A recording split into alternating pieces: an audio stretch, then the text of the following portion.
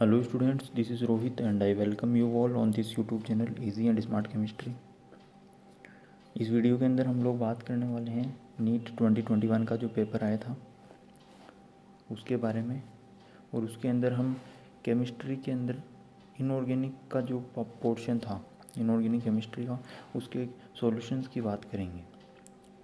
ठीक है, तो इनऑर्गेनिक केमिस्ट्री से इस ईयर नीट 2021 में टोटल 19 क्वेश्चंस आए थे। तो हम एक एक क्वेश्चन को देखते हैं और उसका सॉल्यूशन भी देखते हैं।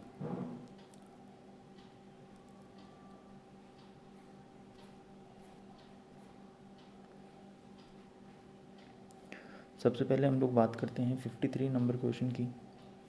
क्वेश्चन क्या बोलता है कि BF3 is planar and electron deficient compound, hybridization and number of electrons around the central atom respectively are. BF3 की बात चल रही है। सबसे पहले हम लोग BF3 का स्ट्रक्चर ड्रॉ करते हैं। तो ये BF3 का स्ट्रक्चर होता है। ठीक है, एक यहाँ पे इलेक्ट्रॉन्स होंगे 2। इलेक्ट्रॉन डेफिशिएंट बोल रहा है, मतलब कि इसके पास इलेक्ट्रॉन्स की कमी है। तो टोटल 6 इलेक्ट्रॉन्स है यहाँ पे। और BF3 जो है वो हाइपोवेलेंट होता है। हाइपोवेलेंट वो कंपाउंड्स होते हैं जिन जो इलेक्ट्रॉन डेफिशिएंट होते हैं। तो इसकी हाइब्रिडाइजेशन की बात चल रही है। हाइब्रिडाइजेशन की अगर हम बात करें तो इसका sp2 होगा। ठीक है, और उसके बाद में number of electrons around the central atom, कितने नंबर ऑफ इलेक्ट्रॉन है? 6। तो आंसर इसका ऑप्शन नंबर 3 होगा, sp2 hybridization and 6 central atom.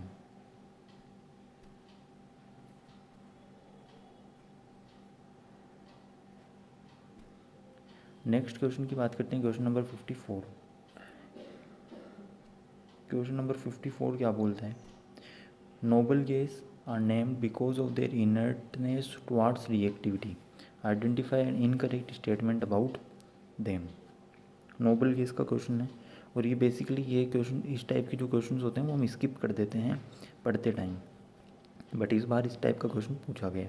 तो ऑप्शन क्या क्या दे रहे? Noble gas are soluble sparingly soluble in water, तो ये एकदम सही है, नोबल गैस वाटर में सोल्यूबल होते हैं। ऑप्शन 2 क्या बोल रहे हैं? नोबल गैस है very high melting point and boiling point, ये गलत है। क्यों? बिकॉज इसके अंदर जो फोर्सेज होते हैं वो वीक फोर्सेज होते हैं, वीक फोर्सेज होते हैं, इस वजह से इसका जो मेल्टिंग पॉइंट और बॉइलिंग पॉइंट होता है वो सबसे कम होता है। थर्ड ऑप्शन बोल रहे हैं वेरी वीक डिस्पर्जन फोर्स, एकदम सही है। नोबल गैस है लार्ज पॉजिटिव, ये बात भी एकदम सही है कि इसकी जो पॉजिटिव इलेक्ट्रॉन की एंथैल्पी होती है वो सबसे बड़ी होती है। इसीलिए जब हम ये निकालते हैं इफेक्टिव एटॉमिक नंबर, जिसकी जो नेगेटिव में होता है, तो उस टाइम पे जो नोबल गैसेस होती हैं उनकी वैल्यू जो है वो सबसे कम होती है। नोबल गैसेस जो होती हैं उनकी वैल्यू सबसे कम होती है। तो इसका आंसर जो होगा वो होगा ऑप्शन नंबर 2।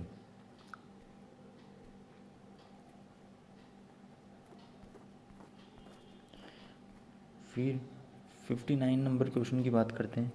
59 नंबर क्वेश्चन में बोल रहे थे incorrect statement among the following. Incorrect statement की बात कर रहे हैं। तो actinoid construction is greater for element to element than lanthanide, ये एकदम सही है। एक्टिनाइड कंस्ट्रक्शन जो होता है वो ज़्यादा होता है लेंथेनाइड कंस्ट्रक्शन से। Most of the trivalent lanthanide ions are colourless in solid state, ये स्टेटमेंट जो है वो गलत है। क्यों गलत है? क्योंकि ये कलरलेस बोल रहे हैं। तो जो लेंथेनाइड्स होते हैं उसके अंदर एस में, डी में और एफ में, एस में 2 इलेक्ट्रॉन्स होते हैं, डी में 1 होता है और एफ में 1 से 14 होते हैं। अगर ट्राइवेलेंट है तो 3 निकाल देते हैं तो भी एफ के अंदर 1 to 14 होगा। 1 to 14 सारे के सारे तो पेड होते नहीं हैं। ठीक है, तो इसके अंदर 1 2 अनपेड तो होता ही होता है। उसके बाद थर्ड नंबर ऑप्शन बोल रहा है lanthanide are good conductor of heat and electricity, ये बात भी एकदम सही है। और फोर्थ नंबर बोल रहा है actinide are highly reactive metal specially when finely divided, ये बात भी एकदम सही है। तो इसका जो ऑप्शन होगा वो ऑप्शन कौन सा होगा? सेकंड ऑप्शन करेक्ट होगा।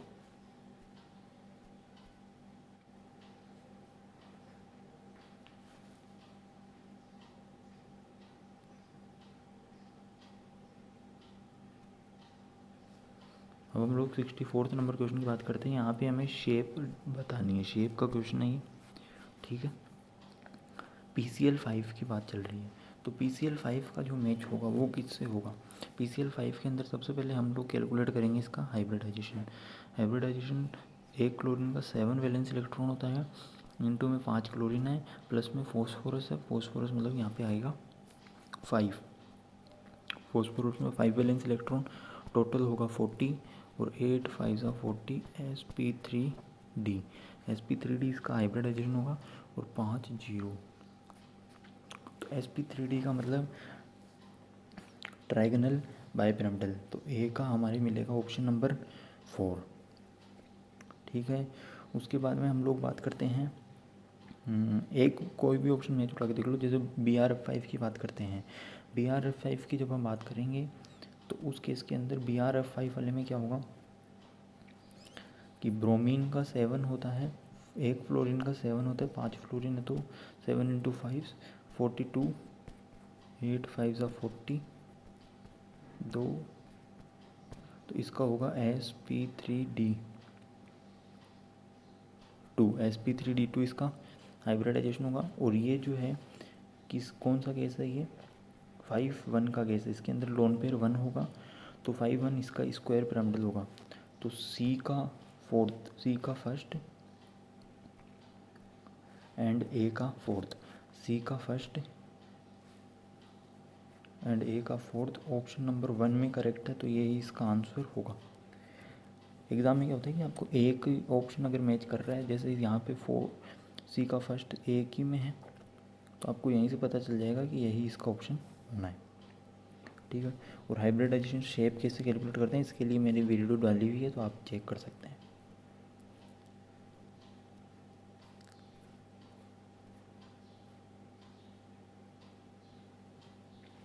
इसके बाद क्वेश्चन बोल रहा है 65, which of the following method can be use to obtain highly pure metal which is liquid at room temperature. Room temperature पे लिक्विड हो, तो सिंपल सी बात है, which is liquid at mercury, mercury आएगा यहाँ पे, बिकॉज मर्क्यूरी जो है वो लिक्विड होता है और रूम टेम्परेचर के ऊपर, और मर्क्यूरी की जो प्यूरिफिकेशन होती है वो डिस्टिलेशन से होती है। डिस्टिलेशन से जंग कब होगी, इन दोनों की, इन ये तीन जो एलिमेंट्स होते हैं इनकी डिस्टिलेशन प्यूरिफिकेशन मर्करी से ही होती है, वो डिस्टिलेशन से ही होती है। तो मर्करी भी यहाँ पे डिस्टिलेशन का ही पार्ट है, तो इसका डिस्टिलेशन होगा।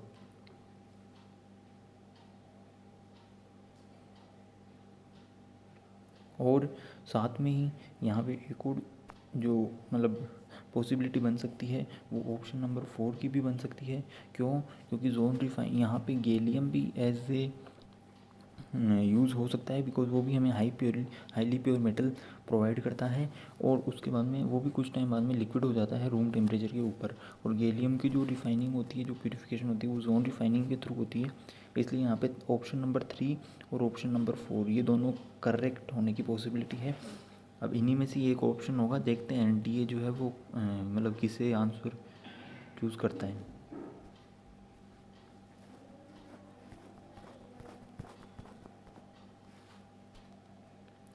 अब यहाँ पे नेक्स्ट क्वेश्चन बोल रहा है tritium A radio active isotope of hydrogen emit which of the following particle. तो हाइड्रोजन के आइसोटोप्स कौन, 3 आइसोटोप्स होते हैं, 1H1 1H2 1H3। यहाँ पे बोल रहा है ट्रीटियम, तो ट्रीटियम के अंदर जो है बीटा पार्टिकल है, बीटा पार्टिकल इमिट होता है, तो इसका सिंपल ऑप्शन है बीटा पार्टिकल, ठीक है। डायरेक्टली मतलब ये नोट्स वगैरह में भी करवाते हैं आपको, सो ये बीटा पार्टिकल इसका आंसर होगा।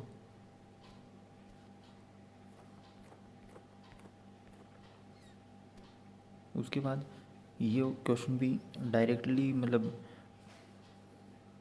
NCERT का ही उठाया हुआ है कि बॉन्ड एंथैल्पी का इसके अंदर सीक्वेंस पूछा है, तो डायरेक्टली यहाँ से देखते ही पता चल रहा है ऑप्शन नंबर 2 होगा।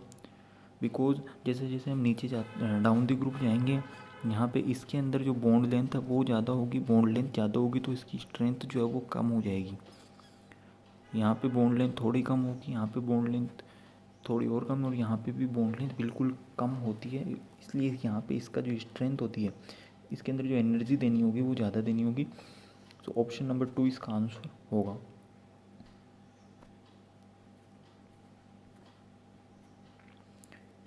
नेक्स्ट क्वेश्चन की हम बात करते हैं, विच of the following reaction is a metal displacement reaction, choose the right option. Metal displacement reactions का क्या मतलब होता है, मोस्ट इलेक्ट्रोपॉजिटिव जो है वो डिस्प्लेस कर देगा लेस इलेक्ट्रोपॉजिटिव को। एल्यूमिनियम यहाँ पे मोर इलेक्ट्रोपॉजिटिव है और क्रोमियम जो है वो लेस इलेक्ट्रोपॉजिटिव है, इसलिए यहाँ पे डिस्प्लेस करके Al2CO3 बनाएगा और ये यहाँ पे Cr बनेगा। तो यहाँ पे इसका सेकंड ऑप्शन जो है उसके अंदर इसका डिस्प्लेसमेंट होगा, वही डिस्प्लेसमेंट रिएक्शन होगी।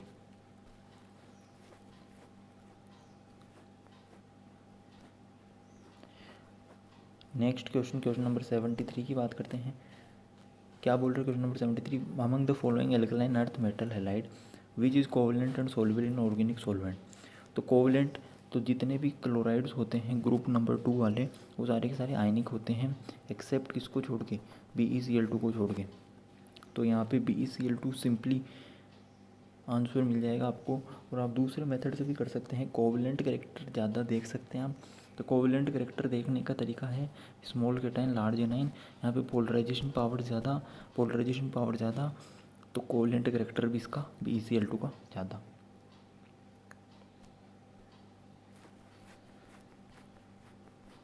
नेक्स्ट क्वेश्चन नंबर 74, ये भी अच्छा क्वेश्चन है और डायरेक्टली मतलब अक्सर मतलब ध्यान से पढ़ते नहीं है बच्चे डायग्राम को, और ये डायग्राम का ही क्वेश्चन आया है। Maximum temperature that can be achieved in blast furnace, blast furnace के अंदर मैक्सिमम टेम्परेचर 2150 केल्विन अचीव किया जाता है।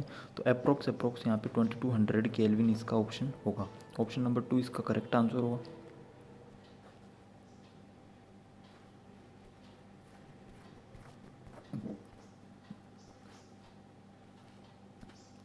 उसके बाद हम बात करते हैं EDTA के बारे में पूछ रहे हैं कि वो हेक्साडेंटेड है, यूनिडेंटेड है, बाइडेंटेड है, ट्राइडेंटेड है। EDTA का स्ट्रक्चर क्या होता है, CH2 double bond O minus N CH2 और यहाँ पे भी CH2 double bond O minus, यहाँ पे भी CH2 double bond O minus, यहाँ पे भी CH2 double bond O minus. तो 1 2 3 4 और यहाँ पे लोन पेयर्स होते हैं 5 6, तो 6 डोनर साइड्स इसके पास अवेलेबल है। तो ये हेक्साडेंटेड लिगेंड होगा जिसके अंदर 4 तो O से डोनेट होगा, 4 तो O होगा और 2 जो है वो N होंगे, N डोनर एटम्स होंगे। तो इसका भी ऑप्शन नंबर 1 करेक्ट होगा।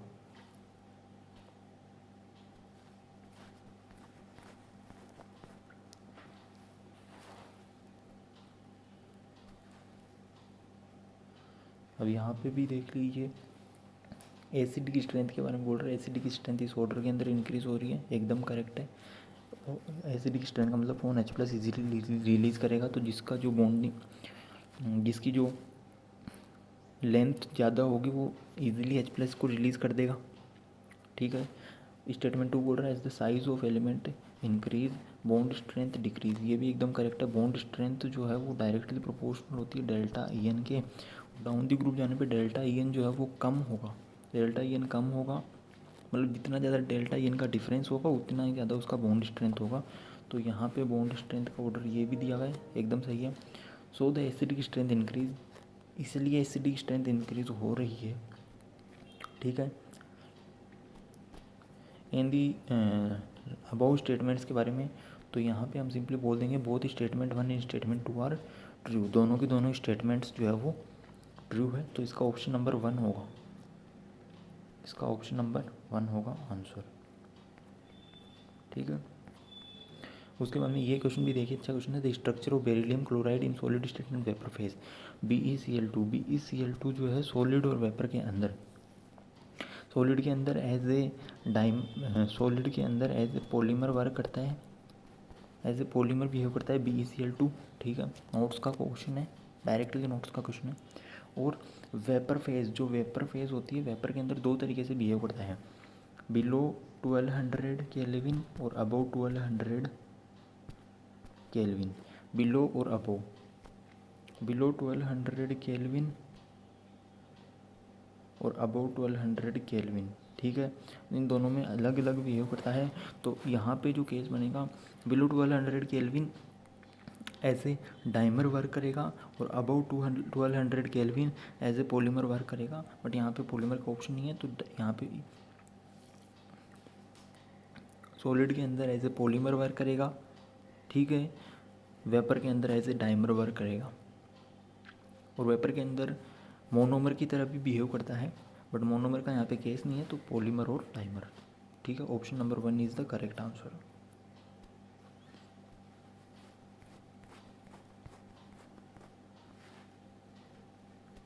उसके बाद में 80 नंबर क्वेश्चन क्या बोल रहे हैं, जर्कोनियम और हाफनियम हैव सिमिलर एटॉमिक, इन दोनों की, जर्कोनियम और हाफनियम दोनों की रेडियस जो है वो सेम होती है। क्यों सेम होती है? जर्कोनियम और हाफनियम की अगर बात करें तो ये 4D सीरीज़ का, ये 5D सीरीज़ का है। यहाँ पे लेंथेनाइड कंस्ट्रक्शन जो है उसकी वजह से इन दोनों की जो रेडियस होती है वो सेम होती है, ऑलमोस्ट अप्रोक्स।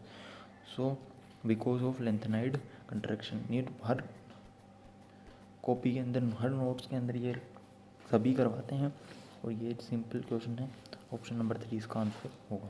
जब हम डी ब्लॉक पढ़ते हैं ना, तो यहाँ पे इसकी चर्चा ही होती है कि 4D और 5D के अंदर लेंथेनाइड कंस्ट्रक्शन लगता है, इसलिए उनके जो एलिमेंट्स होते हैं उनकी साइज़ जो होती है ऑलमोस्ट इक्वल होती है, रेडियस जो है वो ऑलमोस्ट सेम होती है।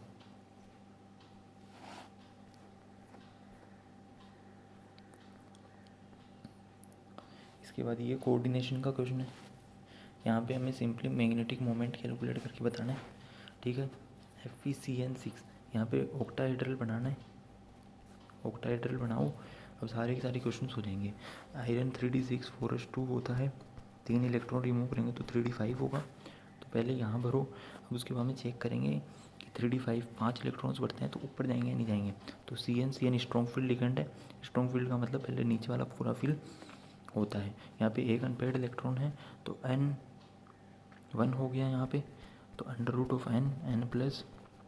√3, √3 मतलब A का फोर्थ ऑप्शन, A का फोर्थ ऑप्शन हमें यहाँ दिख रहा है, A का फोर्थ ऑप्शन हमें 2 जगह पे मिल रहा है। एक और ऑप्शन चेक कर लेते हैं। अब हम लोग चेक कर लेते हैं B के लिए। B के लिए 3D6 4s2, ठीक है, 5 इलेक्ट्रॉन्स फिल करने हैं। H2 स्ट्रॉन्ग फील्ड लिगेंड है, वीक फील्ड है तो यहाँ पे भी ऊपर पहले पूरे में फिल होगा, ठीक है। तो यहाँ पे अब 5 अनपेयर्ड इलेक्ट्रॉन है, तो N क्या हो गया, यहाँ पे 5 हो गया, और N5 का मतलब √n+2 √35 का मतलब 5 पॉइंट समथिंग होगा, 5 पॉइंट समथिंग ये रहा। तो B का ऑप्शन नंबर 1 और A का ऑप्शन नंबर 4 हमें यहाँ शो हो रहा है, तो इसका आंसर होगा ऑप्शन 4। उसके बाद में 90 नंबर क्वेश्चन डायरेक्टली NCERT से पूछा गया है, ठीक है। NCERT में जो टेबल दी होती है उसी से ही होता है ये in which of the following arrangement sequence not strictly, ये ऑर्डर एकदम करेक्ट है, इंक्रीजिंग एसिडिक स्ट्रेंथ वाला। अभी हम ऊपर स्टेटमेंट वाले में भी देख के आए, इसी टाइप का ऑर्डर दे रखा था। डाउन द ग्रुप जाते हैं, स्ट्रेंथ जो है वो इंक्रीज होती है, H+ रिलीज़ करने की टेंडेंसी बढ़ जाती है। pKa वैल्यू के लिए ये गलत है, pKa वैल्यू जो है वो इसका इन्वर्स होगा। डाउन द ग्रुप जाने पे pKa वैल्यू जो है वो डिक्रीज़ होती है, ना कि इंक्रीज़ होती है। ऑप्शन नंबर 2 चला जाएगा यहाँ से, इसका आंसर ऑप्शन नंबर 2 इसका करेक्ट आंसर हो गया। उसके बाद नेक्स्ट क्वेश्चन की ओर मूव करते हैं। नेक्स्ट क्वेश्चन क्या बोल रहे हैं, non polar in nature, non polar POCl3 की अगर बात करें तो P ये स्ट्रक्चर बना है। अब यहाँ पे ये तो कैंसिल आउट हो सकता है, बट यहाँ पे ये कैंसिल आउट नहीं होगा, तो इसका μ0 नहीं होगा। नॉन पोलर का मतलब μ0, डाइपोल मोमेंट 0 होना चाहिए। SbCl5 की अगर बात करें तो SbCl5 के अंदर ये स्ट्रक्चर बनेगा,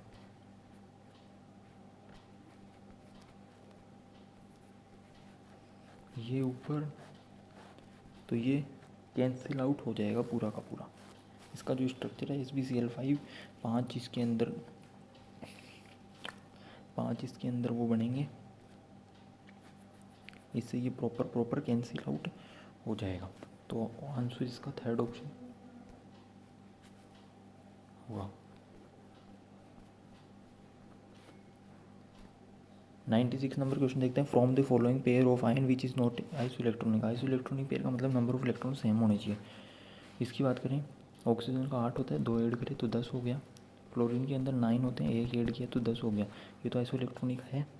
सोडियम की बात करें 11 होता है, -1 किया 10 हो गया। मैग्नीशियम का 12 होता है, -2 किया 10 हो गया, ये भी है। मैग्नीज की बात करें तो यहाँ पे 3d5 होता है, इसका 3d5 होगा। Fe का 3d6 होता है, इसका भी 3d5 होगा, दोनों का सेम है। ऑप्शन नंबर ये बचा है, तो आंसर नंबर 4 ऑप्शन होगा। Fourth option is correct.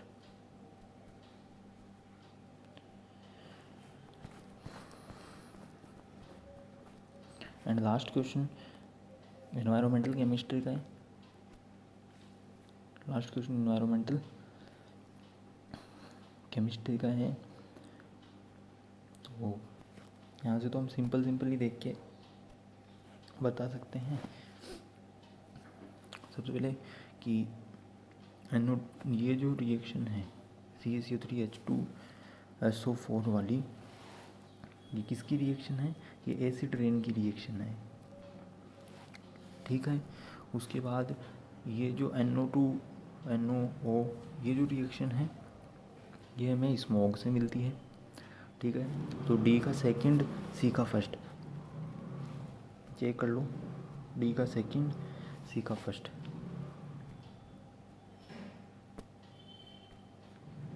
D का सेकंड,